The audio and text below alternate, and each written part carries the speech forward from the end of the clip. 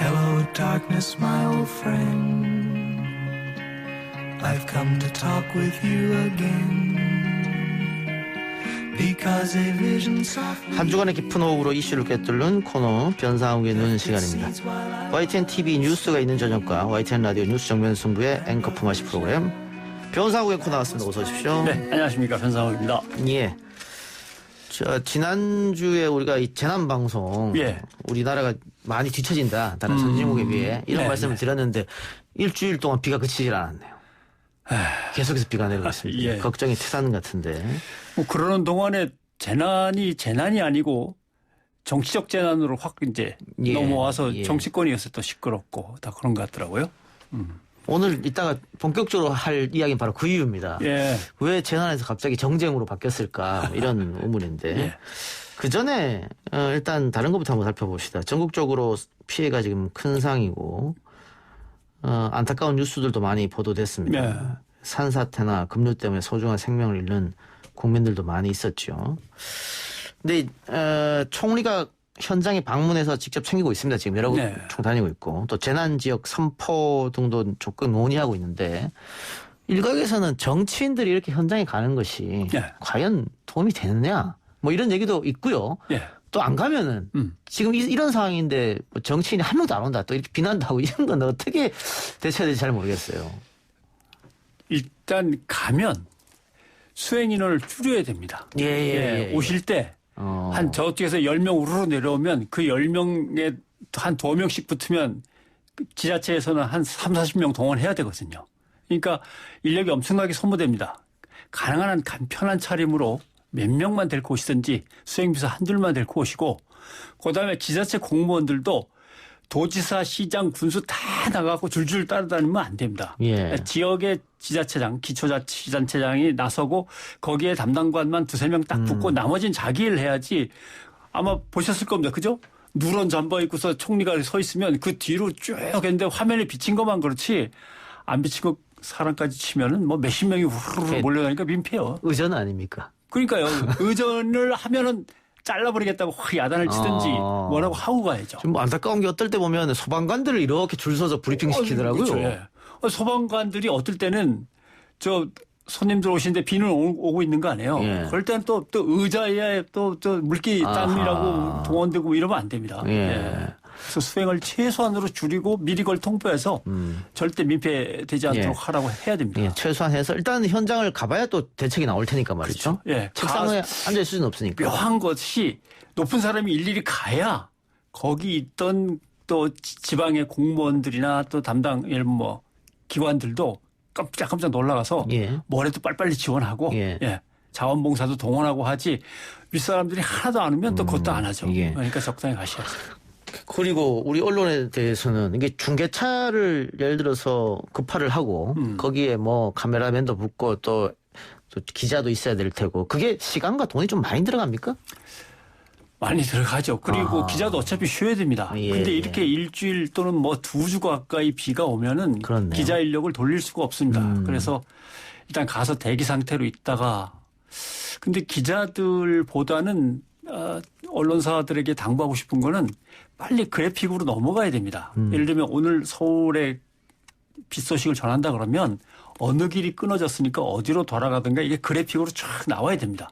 이쪽에 사시는 분이 이쪽으로 갈 때는 이쪽으로 갔다가 우회해서 일로 가고 이렇게 이게 그림과 그래픽으로 자세히 설명되는 내부에서의 분석 작업 같은 것이 이제 재난방송에 더 들어가야 되는데 우리는 여전히 기자들이 우비 입고 헬멧 입고 가 있다가 한쪽에서 쉬다가 시간 됐어 그러면 다시 또 튀어나와 가지고 또 스마트폰 하나 들고 또 잠깐 하고 들어가고 이것만 계속 반복되니까 재난방송이 좀 의미가 없다 말씀을 드렸던 거죠. 그럼 오늘 본격적으로 다뤄볼 주제입니다. 아까 변상우가 들어오자마자 또 한 얘기인데 뭐뭐 때문이냐 뭐뭐 덕분이냐 뭐 이런 얘기입니다. 지금 제방이 무너지고 홍수 피해가 생기자 갑자기 4대강이 소환됐습니다. 섬진강 범람 사고에 대해서 야당 의원들이 4대강 사업이 없었으면 이번에 어쩔 뻔했느냐.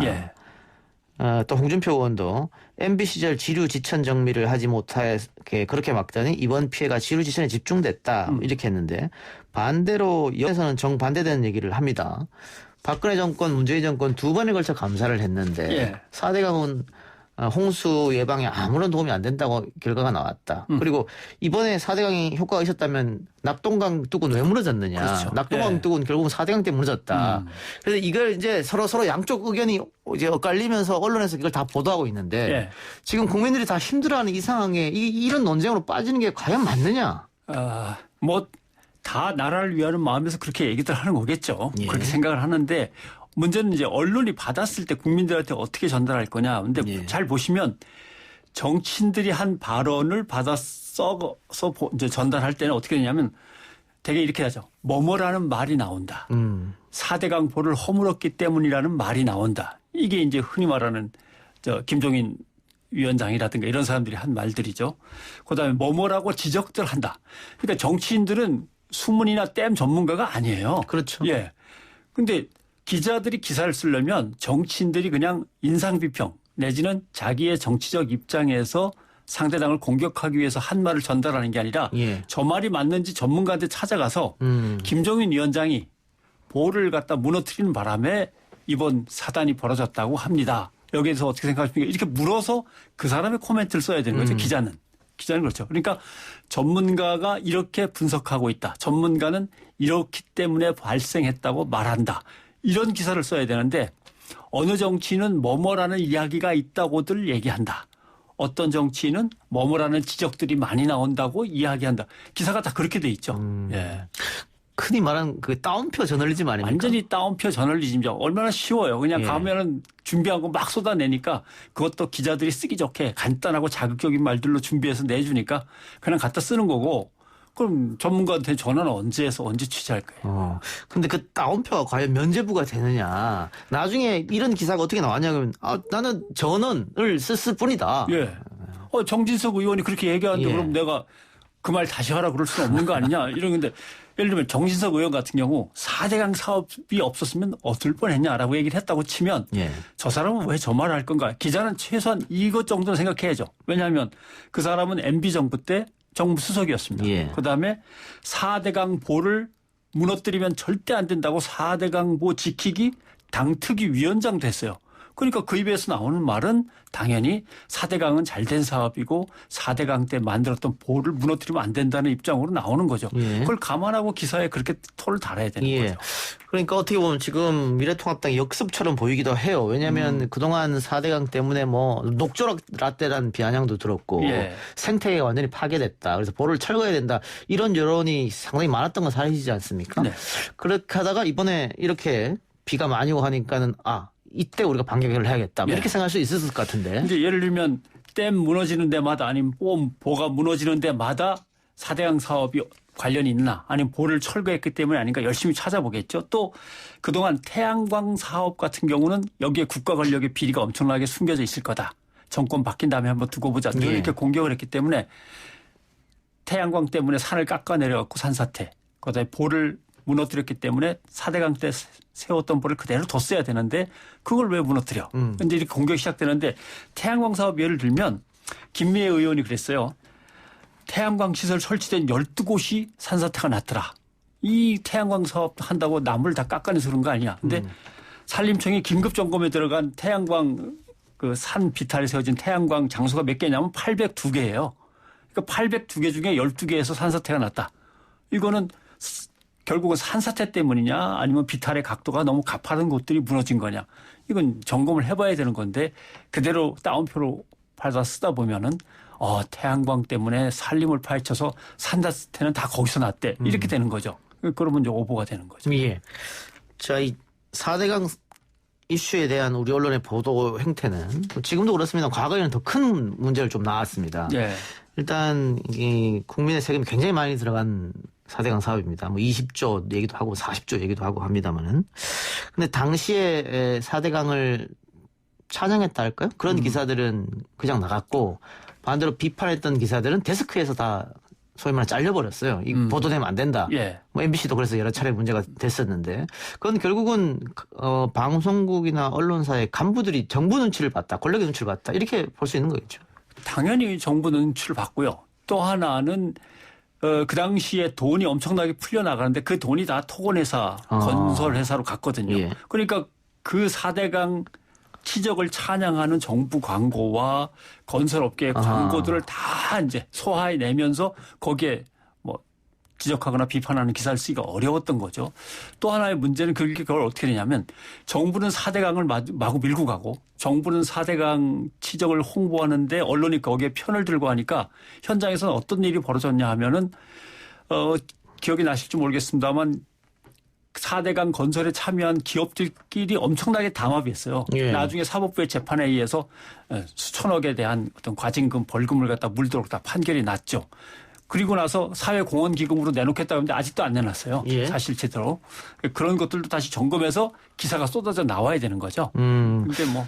그럼 말씀하신 건 결국은 언론이 권력으로부터의 독립 혹은 자본으로부터의 독립이 안 됐다고 말씀하시는 건데. 예, 그럼요. 근데 최근에 뭐 조국 전 장관 사태라든가 부동산 문제 또 뭐 정의연 사태라든가 또 검찰 문제라든가 이런 거 보면 우리 언론이 현 정권에서 굉장히 강한 비판을 하거든요. 그러면 권력으로부터의 독립을 어느 정도 됐지 않느냐. 근데 문제는 그러면 자본으로부터의 독립만 남았느냐. 또 이런 질문을 할 수 있을 것 같아요. 권력으로부터의 독립이라고 하는 부분이 애매한데요. 예. 권력이 어떤 성격을 보여주느냐에 따라서 다 태도가 달라지는 게 당연한 거죠. 왜냐하면 노무현 정부라든가 이런 경우는 기자들을 못 들어오게 정부 청사에 기자들이 이렇게 마음 놓고 드나들면서 관공서에서 그 공무원들 만나갖고 말이야 은근히 압박도 넣는다든가 아니면 뭐 광고를 따간다든가 왜 그런 행동을 하는 거야. 예. 기자들이 들어오면 누가 몇 시에 들어와서 누구를 만나서 무슨 얘기하고 왔는지 일지에 다 적어.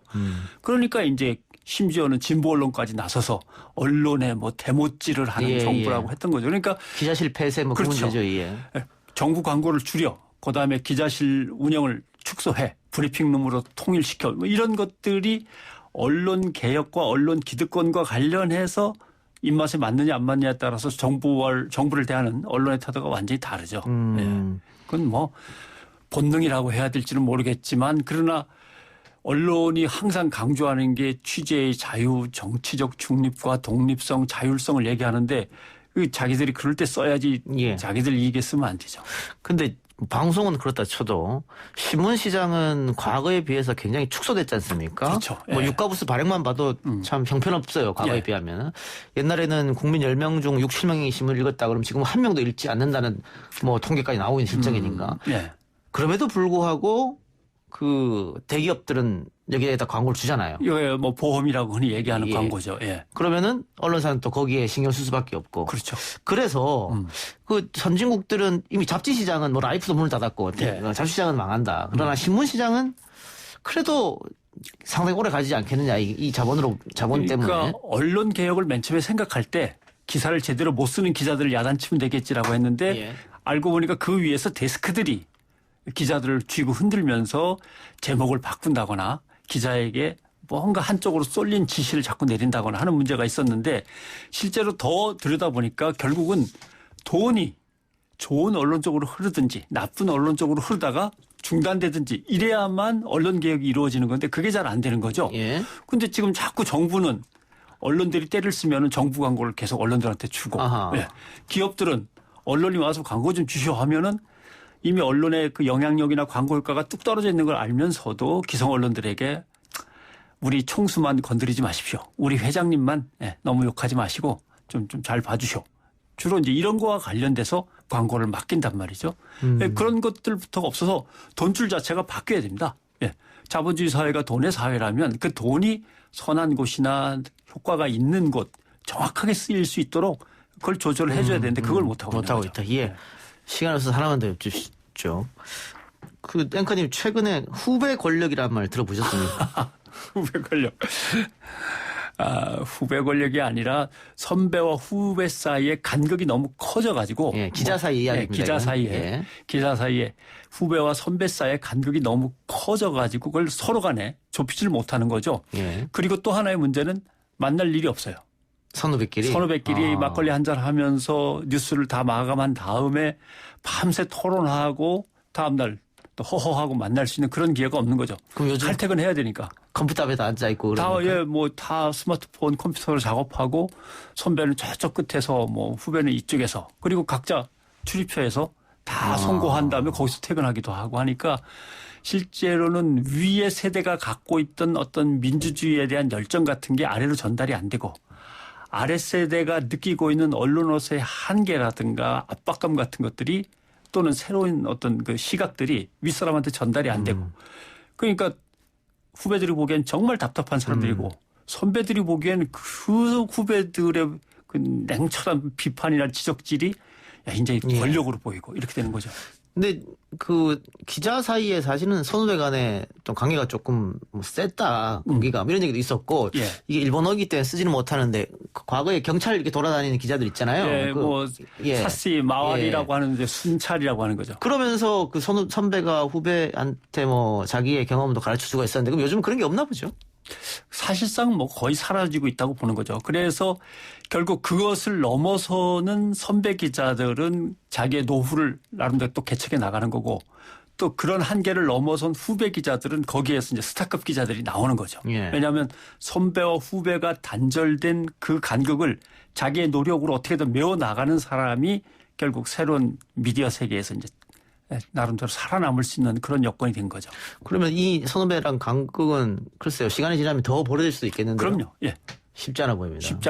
쉽지 않죠.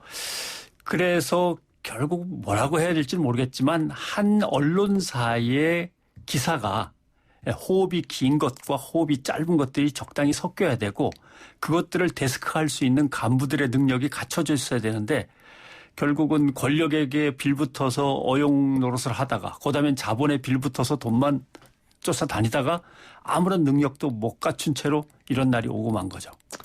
알겠습니다. 예, 우리 변행크는 일주일에 한 번씩 이렇게 언론 이야기를 합니다만은 언론 개혁이라는 게 참 쉽지 않아 보여요. 오늘 말씀 고맙습니다. 고맙습니다.